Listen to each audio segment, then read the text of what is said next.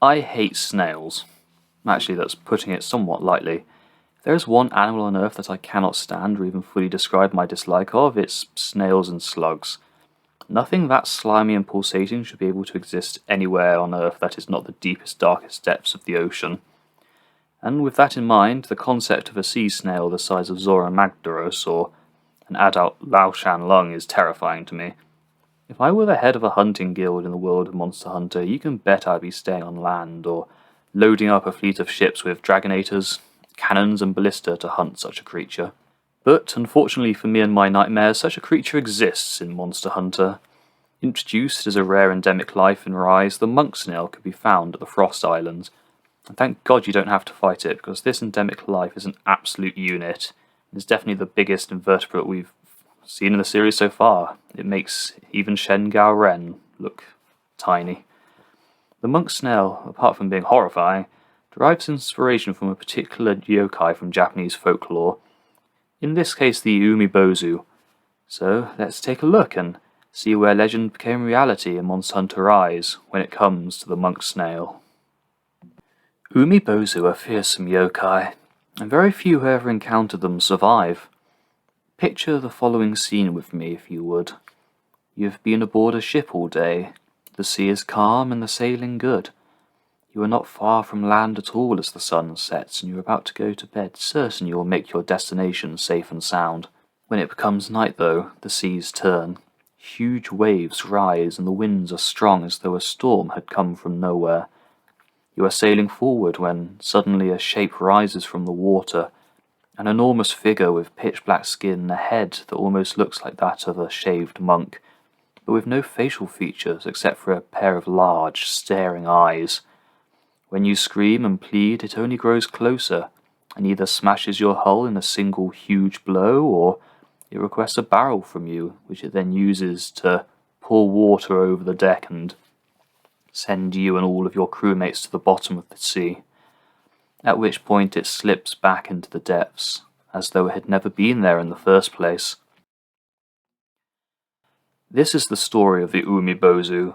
Quite what they are is unclear. There are some stories in which they are the souls of priests and monks who were killed by angry villagers by being thrown into the sea. Their souls unable to move on due to the horrific nature of their death, and without graves in which to rest, they rise as vengeful spirits, not unlike another of Japan's more infamous and terrible aquatic yokai, the Funa-yore. In other tales, they are simply a variety of deep-sea monster whose true nature and origin is unknown, and likely to remain that way, considering how very few ever live to tell the tale of what they have seen. There is only one way to escape an Umibōzu, and that is to outwit them. When the Umibōzu requests a barrel from you, if you give it one that has a hollow bottom, the yokai will be confused at what is going on, as it cannot sink your ship as the water escapes. This will give you a little time to escape, at least. Umibōzu are a widespread yokai throughout Japan, appearing along a great deal of prefectures that have coasts along their edges. In Tohoku, they are said to be the retribution of the goddess of the sea, and destroy the ships of captains who fail to give her proper respect and prayers for safe passage. At the same time, in Miyaki and Iwate, they appear as beautiful women swimming in the ocean, and in the latter case invite you to join them before swallowing you whole. A slight parallel, perhaps, to other stories of enticing sirens. Whilst the image of the Umibōzu is quite standardized in art and media, there are a number of other variants, like this one from the Bakemono no Ii, which personally rather resembles a catfish of some variety, and might have served as the inspiration for an artist who had never actually seen the ocean. In terms of other media, the Umibōzu has appeared in several anime and films, almost always as a looming figure of danger. In video games, it made for a rather memorable boss in the first Nioh game, with a variant based on a similar yokai in Nioh 2. Although, let's face it, anyone who's faced this boss knows that the real enemy is the floor, not the yokai itself and its death laser. As a final note of interest, there have been several suggested explanations for the Umibōzu, ranging from the rising forms of sea turtles, jellyfish, and black thunderclouds rising in the distance. Another suggestion is that of rogue waves, which for the longest time were thought to be an old mariner's tale, until one was recorded off the coast of Norway in 1995. These waves can come seemingly from nowhere and quite easily destroy a non-modern ship, and even some modern ships can be damaged by them quite heavily.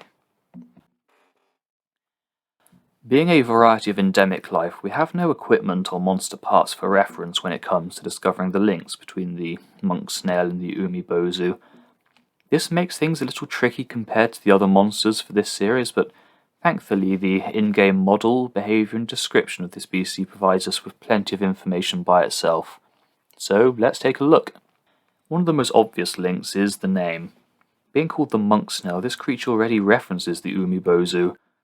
Even if the Umibozu's name, literally translated, means sea priest, they are more associated with monks due to their appearance, and I think this is a fair link to make.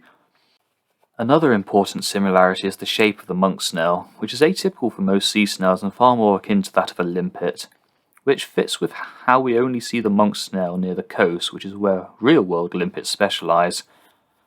However, the large blob-like shape of the shell is akin to how Umibozu are often depicted, not unlike the gigantic, bald, rounded head of a monk rising from the water. Whilst a lot of art depicts Umibozu as full humanoid figures and torsos rising from the water, art of them as simple heads is also prevalent enough, especially in more recent popular media. This comparison is only enhanced by how the monksnail has an internal organ that creates patterns of light on its shell, which, when we observe it from a distance, resembles a pair of huge, glowing eyes. These eyes are often the only features of an Umibozu's face or head that are clear, and in many artistic depictions of the Umibozu, the only facial feature at all. When it comes to the monksnail's behaviour, we have an odd contrast from the yokai that inspired it, as it's mostly content to amble about in the sea far away from the hunter whilst presumably searching for food. It will even greet the player with its mighty bellowing roar and bows in response to gestures from us.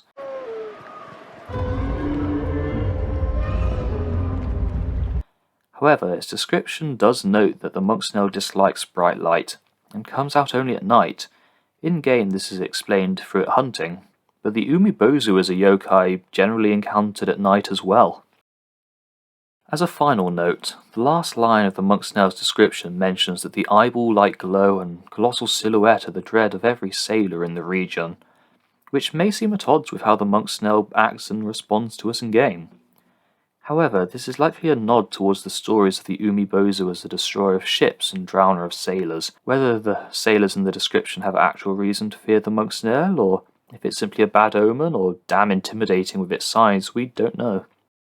Although seeing the huge scale of this creature, it's quite probable that there have been accidental issues in the past. A giant sea snail the size of a sea stack or small island could easily cause damage or the destruction of the boat simply by existing or emerging from the water too quickly. Seeing some of the other creatures that can be found in the oceans of Monster Hunter, I frankly imagine that sailors in the series must be rightfully suspicious of just about everything under their boats, to be completely honest. So then, that is the monksnail and its links to the Umibozu. For an endemic lifeform that can only be interacted and observed from hundreds of meters away, Capcom sure provided us with a lot of information about the creature that links it back to the Umibozu, which has certainly made the production of this video a lot easier.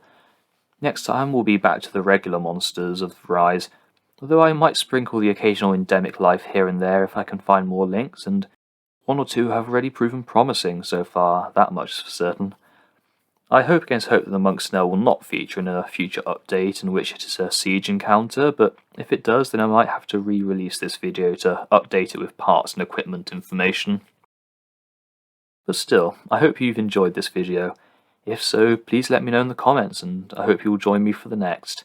Happy hunting, everyone!